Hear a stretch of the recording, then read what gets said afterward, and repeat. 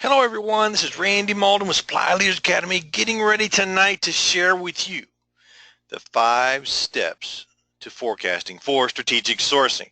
Now this is the foundation for strategic sourcing begins with forecasting, knowing what your requirements are. Then all the other strategies come into play. Everything else you can do with your vendors, looking at your materials, your strategic buys, all this starts with knowing what your requirements are. And there's, the way we do that and why it's so important is that, 85% of CEOs believe they could not survive a disruption in their supply chain, which means they don't know what they need, what they have, and where it's coming from. If they knew those 3 things, they would be able to find out how to mitigate any impact to their supply chain, how to work around, how to store extra in case something happens, how to do those kinds of things. So that's a staggering number, and that means that there's an opportunity here for procurement professionals to really bring in value over and above what people believe you can do today. And just think about, I-10 flooding here recently, shutting down a major corridor in the United States. That means all the traffic had to divert elsewhere, and then even those manufacturing organizations along I-10, just think about the major cities along I-10. That's all along the Gulf Coast where you have Louisiana, you got Mississippi, Alabama, Texas, all those major hubs right there, and it shut down I-10. So they had to go some other way, which slowed things down, created congestion, and increased risk in the supply chain. Even up north in Chicago, winter blizzards, just gone through those, and even had a few over the weekend here. I was up in the mountains of Tennessee, and we're out there hiking around, get 2 feet of snow, and I'm a Florida boy, and it's like, oh my gosh, this is snow. But it still impacts things. It shuts things down. They don't want people out on the road, and that means things happen in your supply chain. Things beyond Mother Nature, but even man-made. The ports, how they are managed by the people that unload and offload the ships. And it impacts the supply chain. This is not just the ports, but think about all the distribution centers out there, all the truckers out there, all these different things that are going on in your supply chain, that if you don't know what your requirements are, where they're coming from, and how you're going to get those things, it can really upset your supply chain, which ultimately impacts your customers, and your customers only want to get what they want from you, and if they can't get it from you, they're going to get it from somebody else. Typhoons, explosions, factory fires, all of these can be major disruptions in your supply chain, again, if you don't know what your requirements are and who your suppliers are.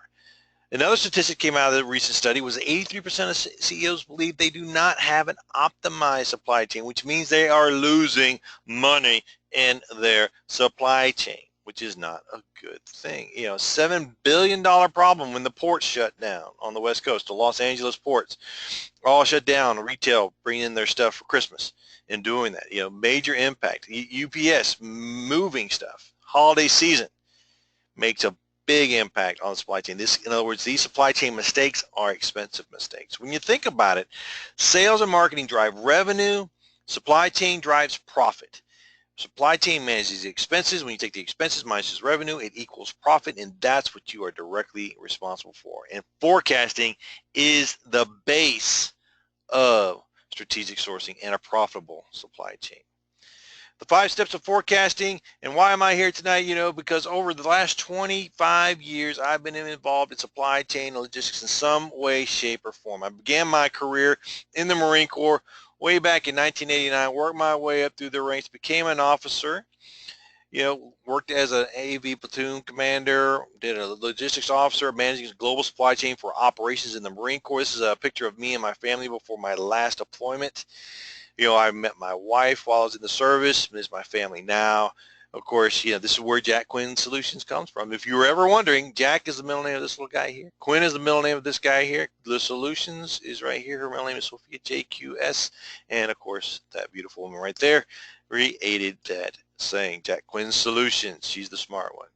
And I spent years working and managing global supply chains when things mattered. When you didn't have stuff, operations didn't go, and when operations didn't go, people were at risk.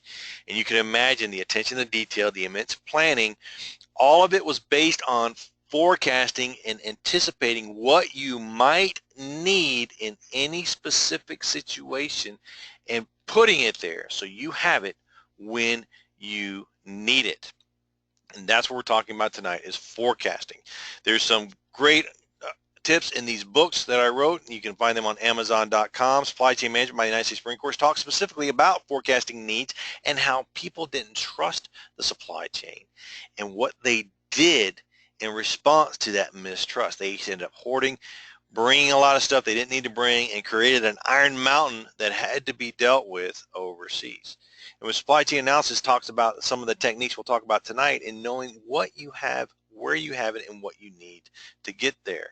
In the CPSM exams, one of the things that we do is help you pass the CPSM certification exam so that you can be a credible certified professional in your profession. So these are the things we're going to talk about tonight: where to find data, how to analyze data, how to implement strategic sourcing based on supply forecast, how to communicate these supply forecasts to management so they make better decisions, and then 3 specific strategies you can use based on supply forecast. This is stuff you can do right now, today, tonight, tomorrow, over the weekend, whatever you need to do to make an impact on your organization in doing that. Here's our mind map for tonight. These are going to be going through these different areas, and I love mind maps because it really illustrates the concepts in a way, in the way we think. We think in terms of words and phrases, not in sentences and all these other academic things. We think in these things. So let's kick it off. Where do we find data? Where do we find data about past, current, future conditions for the market, for your vendor's market, so your forecasts are accurate? It all comes down to data. Garbage in, garbage out. Managing the information, and there's many different sources out there. It's finding the right sources, the most accurate sources for what you need to forecast. Be the ISM report on business. It's a quoted report that comes out every single month. It is quoted throughout the world and knowing what is going on in the manufacturing. You get the PMI, the NPMI. These are statistics that are based on the opinion of procurement professionals in different companies and how they are purchasing. What are they purchasing? Do they see an increase in purchasing activity or a decrease in purchasing activity? And both of those activities mean something. If you see an increase in purchasing activity, that means there's an increased demand for material, which means prices are going to go up. If there's a decrease in purchasing activity, there is less demand, which means prices may go down. And every industry is different. What you want to do is track this number and compare it to what happens in your industry. Okay, so if you see it going up, the PMI, the PMI going up, and the cost in your industry going up, then that's an indicator for you. If it's going down, then that's also an indicator. So it's watching and analyzing these numbers. Government reports. Here's a government report talking about their forecast, what they see, and this is from an industry report.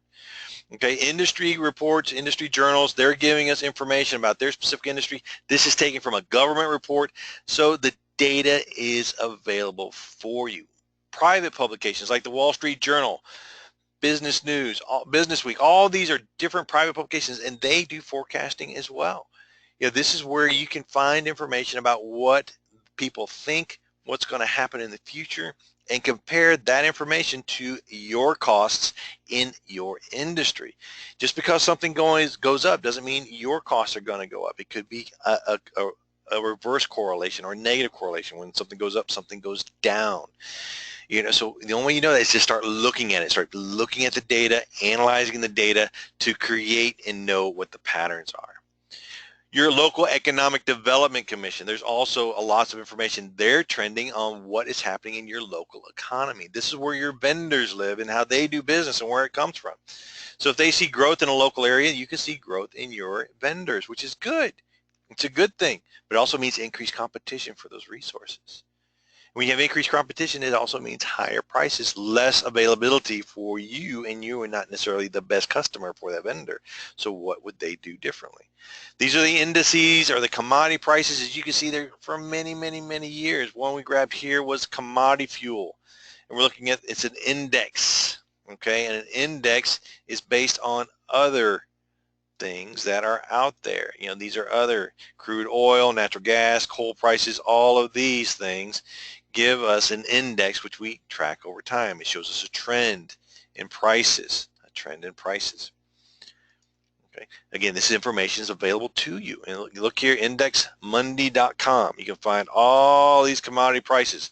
What you want to do is look at these commodity prices based on your costs of materials. So if you have materials that come from the energy sector, you're going to look in this area, petroleum products, or you rely on the energy gas prices, something like that.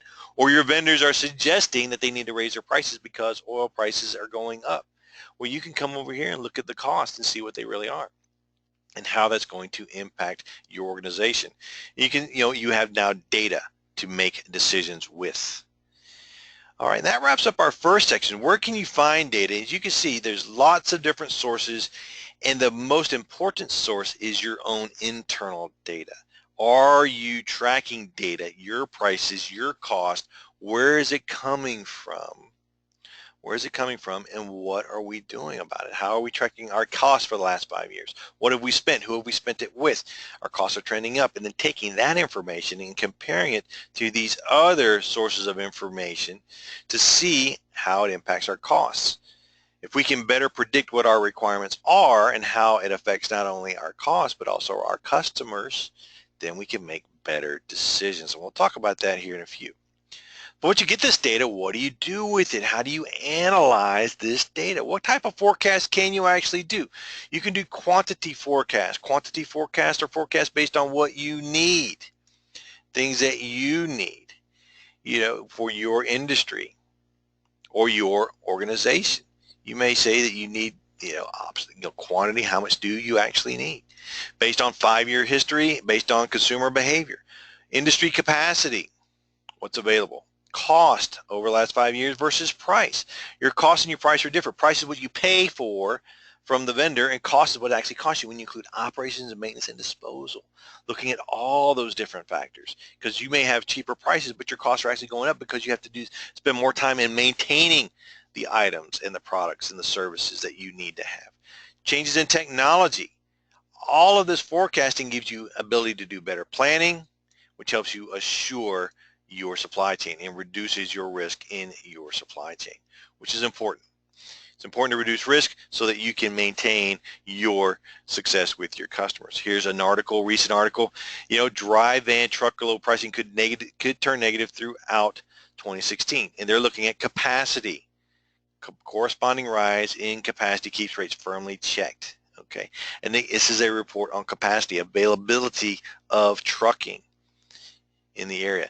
There's technology. They're predicting technology, and this is from experts. Experts are thinking what they feel what's going to happen in technology. So those are trends, sources of information that you could find. Other things that you need to understand are price indices, interest rates, economic indicators, capacity utilization, trucking utilization, manufacturing utilization, economic indexes, exchange rates. All of these things help us understand the different numbers that we use to manage forecasting our costs and our prices and the quantities that we need to support our customers.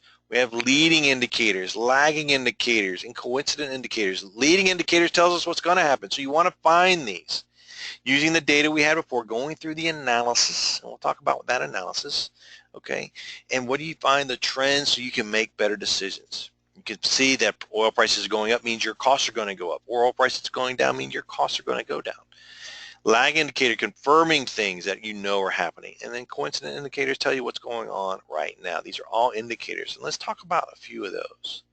What type of indicators might be out there that you could use right now? Again, this information is available to you right now, and you can use it. Here is a list of indices available to you. Again, indexmonday.com is where you can find this. And you can see it for the last 15, 20, 30 years.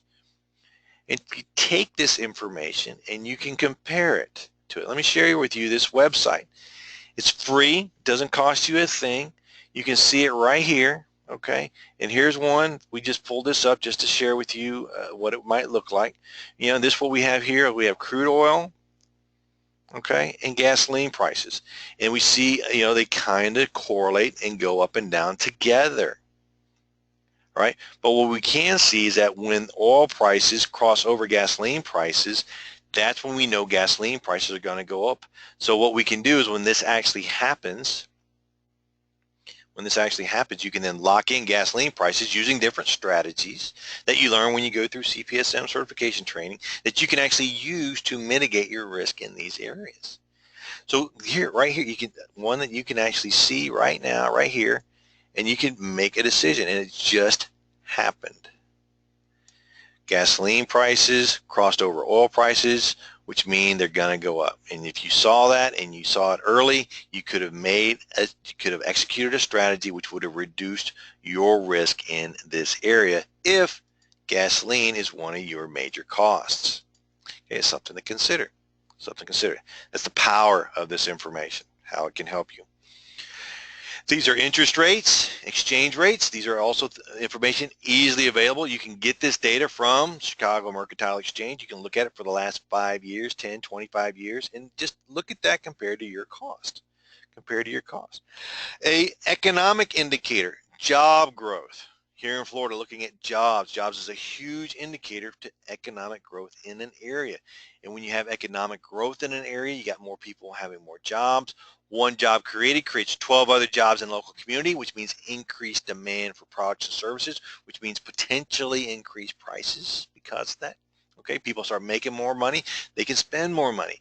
So these, again, are things that you can help you learn to balance what's going on in your industry and your customers. This could be an indicator that your customers are going to have more money to spend, so there's going to be more demand for your products. And to have more demand for your products, you need to have resources to support those sales. So again, this could be an indicator. What you do is you go back in time, look at job growth over the last 10 years, and see how it has impacted your economy, your industry, your company. Different types of forecasting. Of course, you have short-term and long-term forecasting. Short-term is less than 12 months. Long-term is 12 months or longer. Macro versus micro. Macro is a big picture. Micro is very specific. So macro could be the interest rates going on around the world, going up around the world. Micro could be how those industries affect your specific industry, your specific region. The trends, what's going on in the trends. You would look, are you trending up, a price increase, or you're trending down with a price decrease? Cycles, where are you in the cycle? I'm going to show you some cycles and you can see how they trend, how certain seasons happen throughout the year. If you can see those trends, you can limit the impact of increases and take advantage of decreases. Looking at advantage time series, we talk about correlation and regression, looking at the pricing over time and how different data elements affect other data elements. And the Delphi method is experts giving you their opinion of what's going to happen in the specific industry, specific area. So let's take a look at a couple of these. Here's a long-term, or should I say this? I would say a long-term, more than 12 months. But what you can see is the gasoline versus crude oil prices. And what you can see here, all right, if you notice that come February, okay, there's an increase in prices, all right? And also come August, all right, there are increases. Now, if you are reliant on gasoline prices, then you know that you're about to go through, we're coming onto a downtrend. We're going through March, going into April, all right? So we're in a downtrend. So what we wouldn't want to do is lock in prices. But once we get into April, June, or April, May, then we may want to consider, let's go ahead and lock in a longer term contract so we can keep our prices down here. Now, looking at 16, all right, we already see prices going up, so it's following the trend, okay? And then you know that so you should lock in prices of here. Had you known this, you would have done so, okay? And then on the other side of it, you will ride it out and you would have a contract that would take you 4 months. So this is the power of the information, looking at it over seasons, over cycles, okay? So we have seasons, we have cycles, okay? We have cycles over time, going up and going down. You can see the pattern here. And if you can see the pattern, you can make decisions. You can make better decisions. You can articulate the reasons to management on why you need to make specific decisions. Here's a little bit more detail over the year. We can see already that we are following the same trend we've had over year, which is an increase in gas and oil prices from now, February, going into March, April, May, and then we'll start to see a decrease until the end of August, and then we'll see an increase. Okay. Now let's take a look at these data and what does it actually mean. Here in May, they're buying gasoline for the summer season, which is an increase you see at the pump. By August, that supply has diminished, so they don't have to buy anymore, so they're getting ready for the winter season when we have heating oil issues. So now you understand that. How does that compare to what's going on in your consumer's pocketbook, people who buy your products? That means come summertime and wintertime, when they have to spend more oil on fuel, they're going to have as much money to spend on buying other products that may not be as important. Correlation. Looking at the correlation between oil prices and the strength of the dollar. And the correlation is, as oil prices go up, the dollar becomes weaker. So that's a negative correlation. And what this article is telling us here specifically is that it doesn't necessarily apply. And that's one of the reasons I chose this one, is because this article pulls out that the rationale maybe has changed. The point being here is that a forecast is a forecast based on the data in which the forecast was created. And as the conditions change for that forecast, your forecast needs to change as well. Okay. This is an example of the Delphi technique, where you have experts giving you their opinion of what's going to happen. These are normally academics, experts in this area, and the way the Delphi techniques works is that we send them a list of questions, they give us an opinion, they send the opinion back. Based on the results of that opinion, we write another series of questions, we send it to another set of experts who then in turn give us their opinion, and we start to see a trend in what the experts think. So where if the experts think oil prices are going to go up, then we say that's that. Marry that to the quantitative data and start looking at different sources. Say, okay, oil prices could go up. Maybe we have hit a bottom and they're going to start to go up. Or the experts are saying something different. So we would ask them their opinion in doing that. Different factors that can affect forecast. As I mentioned before, forecasts are based on data created in conditions of a certain time period. So as those conditions change, so does your forecast. All the things we talked about in the beginning, weather, labor conditions, politics, all these different things can affect your forecast. And when your forecast change, you need to keep an eye on them and adjust your forecast as those forecasts change. How things can change. What's going on here in the United States right now? An election. There's huge uncertainty in the market, because people know that there's going to be a change in the administration, but they just don't know who and how that's going to be disruptive. So it means people are just going to consolidate and wait for something to happen. Okay, so being aware of those factors and how they're changing helps you understand how well your forecasts are going to serve you as you go through the different conditions. Okay, these are all different things that could affect your forecast. Let's move on to the third one, which is, how do I implement? What do I do with this information? I've got these forecasts, I got the data, I took this data, I turned it into analysis, and I know that as oil prices go up, my costs are going to go up. Now what do I do? Why do I use this information? What am I going to do with it? Well, the way we use it first is we start to do market analysis. We're looking at two things when we look at our market analysis: our market and our vendor's market. How is our market? We're talking about Porter's 5 forces. We're looking at the direct competition in the middle, and we're looking at the power of the buyer, the power of the supplier, the threat of entrance, and the threat of substitutes. What are the factors that are going to affect the market? And the best one to illustrate Porter's 5 forces is to think about Blockbuster, where they used to be a powerhouse in the video rental market, but they failed to see video streaming. They failed to adjust to different formats, the ability of the customer to buy from other sources, the ability of other suppliers to enter into the market. It's a great example of Porter's 5 forces in all areas and how failing to look at those cost a company its viability in doing that. Then we do a SWOT analysis, strengths, weaknesses, opportunities, and threats. We look at benchmarks, how well are we performing, how well our vendors are performing. We ask for information from our vendors, from the suppliers, and we do our research. Plenty of resources for research. The internet's a great one. You can ask other people in your market.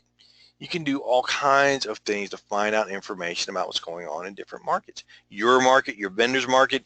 And I say your vendor's market because when you go to wheel and deal with those vendors, you want to know what's going on in their market. So when they try to propose prices to you, you can know whether or not it's a good price. It's all based on information. Here's an example of supply chain disruption being a major risk for a specific industry. That would come from research, market research, doing a SWOT analysis as a risk factor in doing that. Okay, economic trends, industry issues, global issues, business cycles, transportation trends, economic indicators, government policies, politics, world industrial migration. All of these economic issues can affect your forecast, and we have to be aware of them and how they affect our specific industry. Here's an example of the government having an impact on a specific market. And these are recent examples. I made sure I spent today looking for specific recent examples that we can actually relate to and see the value of doing forecasting.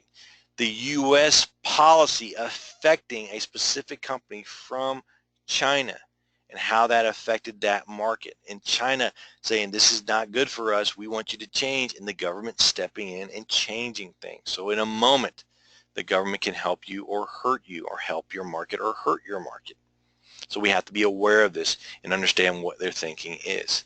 This is a local example for us where we live here, in that transportation trends and the increased need for cargo shipping, and they're looking at our Port Canaveral, as an opportunity to get more business to the local area and how it's going to significantly impact. But to use Port Canaveral as a cargo port, they had to build a railroad. And because there's not a railroad, that's a major political issue in the area. So all of these trends I mentioned before, you can see how it's making an impact in the local economics, and where trends can have an impact, where local economy here in Brevard County, increased traffic, increased opportunity for cargo can affect the local economics, increased demand for products and services, which increase prices. Yes, we're in a recovery, but it can have an impact there. We want to be aware of those things. Okay, so now we know how it works. For what do we need to do with this information? We got to communicate it to management so they can make better decisions. And it starts with going through what we call a CrowdGic matrix. We go through the CrowdGic matrix and we categorize our supplies, our commodities, into these 4 areas. Okay, and when we do that, what we're doing then is we're going to develop strategies based on where those commodities land in this matrix. So if they are a non-critical item, then it's a matter of doing it quickly, make sure there's plenty of competition, you can do it efficiently. If it's something that you can leverage because you can get volume and economies of scale by aggregation and standardization, then you can get big time cost savings from your vendors, because instead of going there for a 1-month purchase order, you could implement a 12-month contract. And strategic items mean this is where we have to be smart. We got to work with our vendors, show them the long-term value, make sure we have multiple vendors if we can possibly put those in place to help ensure that we have a constant supply in this area, because it can significantly affect our ability to be successful. And then the bottleneck items is these are non-expensive items but critical items. These are things that can shut you down if you don't have them. For example, if you're working with a company, we had a company, Jack Daniels. They were in one of our training, and the person in the class, very professional. And what she shared with us is that little ring that connects the cap to the bottle is a bottlenecked item. It's not very expensive, but if they don't have it, they cannot produce beverage, whiskey, in doing that. So knowing that, it's a bottlenecked item. So what you do is you go through and you look at all your supply chain and you classify them in these 4 areas. Then based on where they land, you develop strategies for these 4 areas, and you do that based on forecasting your requirements in these areas. Okay, and that's when we look for the opportunities to reduce cost. For example, a $6 billion savings, and they're looking at these areas: engineering, purchasing, and human resources.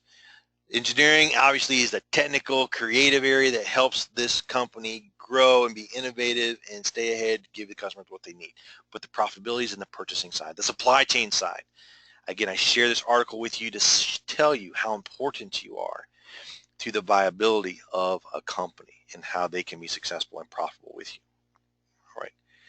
And finally, this evening, I would like to share with you 3 vendor strategies you can use based on these forecasts. After you've done all the analysis, you know what your requirements are, how do you use this information with your vendors? One of the easiest is to develop supplier managed inventories where your suppliers maintain your required inventory for you. They put it on your space, it's available to you, you can get it whenever you want, and then based on usage, your vendor charges you. So they manage the inventory, they make sure it's in place, make sure that you have enough, it's sufficient, and that's a supplier managed inventory. They do the hard work for you. But they can only do that if they know what your requirements are. They can't guess, because if they're guessing, they're gonna price in risk, and then it becomes very expensive. The other is product life cycle. The product life cycle looks at how the product goes to life, like when we develop it, when we introduce it to the market, it becomes a trend and grows, then it reaches maturity, meaning the market becomes saturated, and then it's going to decline. Based on this product life cycle, we can forecast our needs with our vendors. So when we're in the introduction stage and we know we're getting ready to go through the growth stage, we can go to our vendors and say, we're getting ready to go through a growth stage. We need to put more resources aside to support this growth stage, or we're going to prematurely peter out because we don't have the resources to go through the growth stage. Or if we realize we're at the maturity stage, then eventually we're not going to need as much stuff, so we can start to reduce our orders with vendors or start to ask them to substitute other things that we need. Okay. There's a concept called CPFR. CPFR is collaborative planning, forecasting, and replenishment. And this is a technique used in the retail industry where they go in and they predict what they're going to buy and what they're going to sell, and they collaborate with the vendors, with the manufacturers to create that stock. The risk is that the marketing doesn't work, or they end up not selling the stuff, and then the vendor ends up having to eat it and they have to discount it, and it affects profitability. Great technique so long as you have sophisticated models, forecasting models that allow you to predict what your demand is from your customer. And then, of course, meeting with your suppliers, sharing with them your needs so they can properly position resources to support your needs. One of the best companies we know that we work with on a regular basis does this every year. Every fall, they meet with their most strategic suppliers, and they tell them, this is what we're going to do over the next 3 to 5 years. This is where you need to be to support us over the next 3 to 5 years. And the vendors understand that, they do it, and they work with them. It's a highly collaborative effort, again, based on forecasting what your needs are. Once you understand forecasting and you implement forecasting into a regular part of what you do in purchasing, you become and you have the ability to do strategic sourcing. And that wraps it up for tonight. These are the things we talked about tonight, the 5 steps for developing and using forecasting for strategic sourcing. These are just the fundamentals. These are one of the concepts we learn when we go through Certified Professional Supply Management training to earn this certification. There's 14 other components of supply management that we need to master to become a supply leader. And you learn these fundamentals when you go through CPSM certification training. When you can shift to strategic sourcing, we have a class coming up starting in 2 weeks. We would love for you to join us. If you want more information about joining us for this class, so you can also be a supply leader using strategic sourcing as a capability in your organization, give us a call at 877-680-0494 or just send us an email at info@cpsmtraining.com or just visit our website. Look at our website. You'll see that our class is starting up, and we're going to start it here the week of August 10th. We're going to start with all the fundamentals of supply management. We're going to go into performance management, supply management, and leadership in supply management. Okay. If you would like these slides, just give me an email at info@cpsmtraining.com. We'll take care of you. Make sure you get the information you need. I hope you've had a wonderful evening. If you have any questions, go ahead and shoot those to me at info@cpsmtraining. I'll respond directly to you to make sure that we answer your questions so you can implement forecasting into your operations. With that, I appreciate your time tonight. I hope you've enjoyed this presentation, and I look forward to serving you in the future in our next upcoming course starting here in April. Have a wonderful day and a wonderful evening, and take care.